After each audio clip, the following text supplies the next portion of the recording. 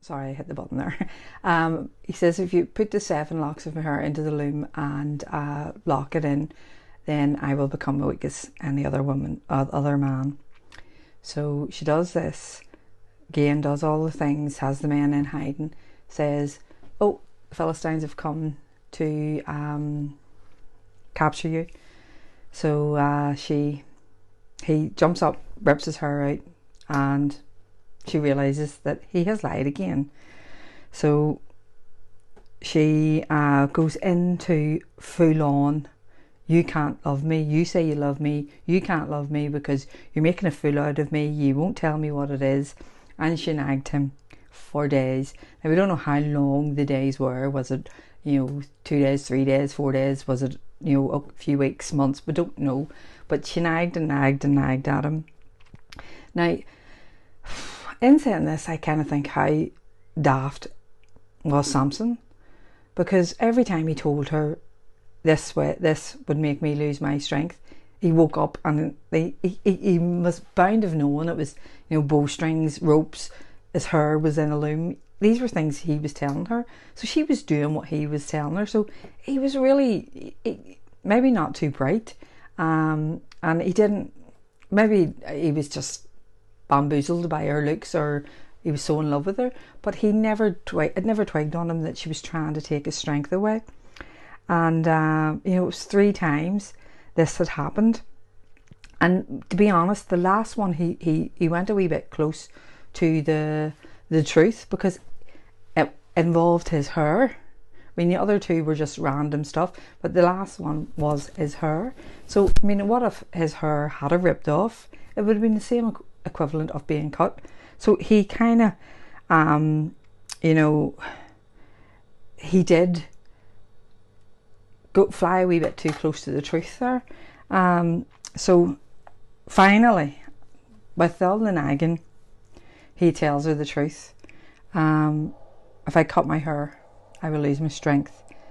Again, Samson was so wrapped in his own needs. He wanted her to stop nagging, to stop getting on his case. He was not aware of the pitfalls before him. He couldn't see that 3 times she had already tried to tie him up, to subdue him. All he wanted was stop nagging me. So again, he wasn't aware that Delilah had the Philistines hiding in the house, and man came in and shaved his head after she had lured him to sleep. He didn't know the whole story.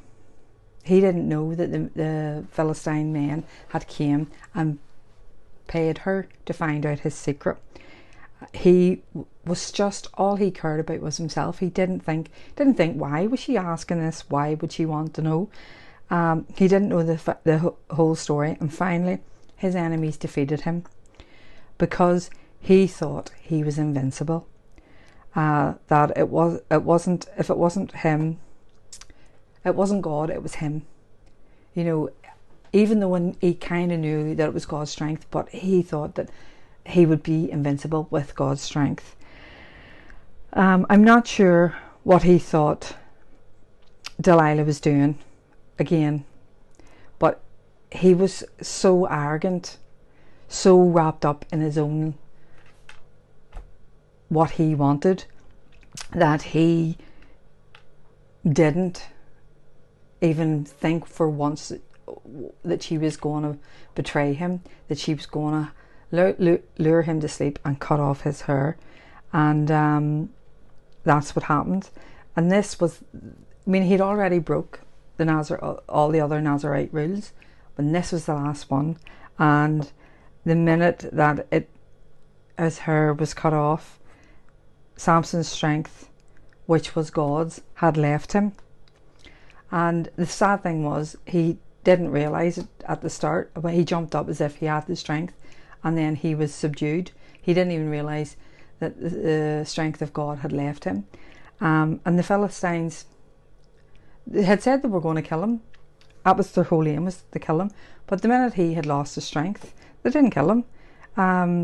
They knew it was gone. So they blinded him, and they brought him back, put him on the chains, bronze chains, and he ground the mill, and it's the work of a donkey. So they treated him like a donkey, and I kind of think it was for the people to see the great warrior. And you know, if you'd have killed him, they'd have said, well, he died in battle, he died a hero. This way, he wasn't a hero. He was nothing. He had lost everything. So it was their way of killing his reputation as well. And you know, if they'd have killed him, they'd have made a martyr out of him, and people might have then still fought for Samson.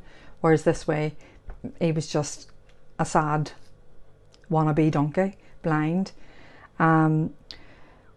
So they were having a festival, and they were worshipping and praising Dagon for delivering Samson to them. They were all drunk, and they decided they would bring Samson in to mock him. They couldn't help themselves. Again, sometimes whenever you get one up, when you want revenge on somebody and you get something on them, you become a bit too overconfident and you think that you're untouchable. And they brought Samson in, and when Samson was being led in, he asked the wee boy who was leading him in to put his hands against the two pillars that held up the temple. Now again, we don't know the length of time that Samson was in there. We just know that his hair had started growing, and you kind of wondered, what at this time did Samson reflect? Did Samson pray to God? Did he, you know, become less arrogant because he didn't have anything? And when he stood here, his plan was to seek God, for God to give him the strength one last time so that he would kill these Philistines. But again, he was wanting to kill them for taking his eyes. There was always a wee bit of revenge still in Samson, and he wanted to pay them back for what they'd done to him, and probably the people as well. But it was always to do with him. Even though he himself would die, he was willing to die for the Lord rather than live in bondage as a prisoner. Again, as we said before, it was not Samson's hair that gave him the strength, it was God. But his hair was a symbol of his commitment. When he told his secret to Delilah and his hair was cut off, that was it. The last rule was broken. His strength left him because he trusted in the wrong things.